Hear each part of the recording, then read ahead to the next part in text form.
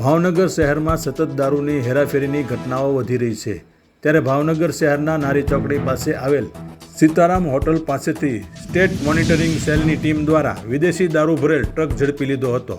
ભાવનગર શહેરમાં લાંબા સમયથી વિદેશી દારૂની હેરાફેરી વધી છે। સ્થાનિક પોલીસ દ્વારા પણ અનેક જગ્યા પરથી વિદેશી દારૂ ઝડપી પાડવામાં આવી રહ્યો છે। ત્યારે આજરોજ ગાંધીનગરની સ્ટેટ મોનિટરિંગ સેલ દ્વારા બાતમીના આધારે ભાવનગર શહેરી વિસ્તારમાં નારી ચોકડીથી આગળ સીતારામ હોટલ પાસે હિમાચલ પ્રદેશની નંબર પ્લેટવાળો ટ્રક નંબર HP12G6265ની તપાસ કરતા તેમાંથી ભારતીય બનાવટના વિદેશી દારૂની 700 ઉપરાંત પેટીઓ મળી આવી હતી। અંતરે ઉલ્લેખનીય છે કે વર્તેજ ભાવનગરના પ્રખ્યાત બુટલેગરનું હોમટાઉન છે અને થોડા દિવસ પહેલાં જ બોરસદ તારાપુર હાઈવે પરથી 45 લાખ ઉપરાંતના વિદેશી દારૂ સહિતનો મુદ્દામાલ બોરસદ રૂરલ પોલીસ દ્વારા ઝડપી લેવામાં આવ્યો હતો, જેમાં વર્તેજના બુટલેગર દિગપાલસિંહ ઉર્ફે કુમારભાઈ ગોહિલનું નામ ખુલવા પામ્યું હતું।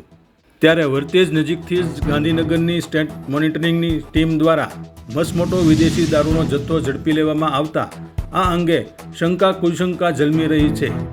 ગાંધીનગરની વિજિલન્સની ટીમ દ્વારા ઉપરોક્ત ટ્રકમાંથી મળેલ 700 કરતાં ઉપરાંત વિદેશી દારૂની પેટી સાથે ટ્રક ડ્રાઈવરની ધરપકડ કરવામાં આવી છે। આ તમામ મુદ્દામાલ વર્તેજ પોલીસ સ્ટેશનમાં સોંપી આપી વર્તેજ પોલીસ સ્ટેશનમાં ફરિયાદ નોંધાવી આગળની કાર્યવાહી હાથ ધરી હતી। સ્ટેટ મોનિટરિંગની ટીમ દ્વારા દારૂનો જથ્થો ક્યાંથી આવ્યો અને ક્યાં જવાનો છે તે અંગે જાણકારી મેળવવામાં આવી રહી છે, પરંતુ વર્તેજ નજીકથી મસમોટો દારૂનો જથ્થો ઝડપાતા આ દારૂનો જથ્થો સ્થાનિક બુટલેગરનો છે કે કેમ તે દિશામાં શંકાની સોય જતી હોય તેવું જાણવા મળી રહ્યું છે।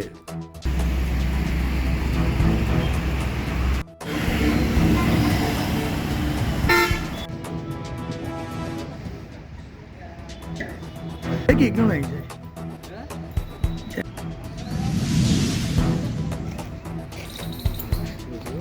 કેટલું લઈ જાય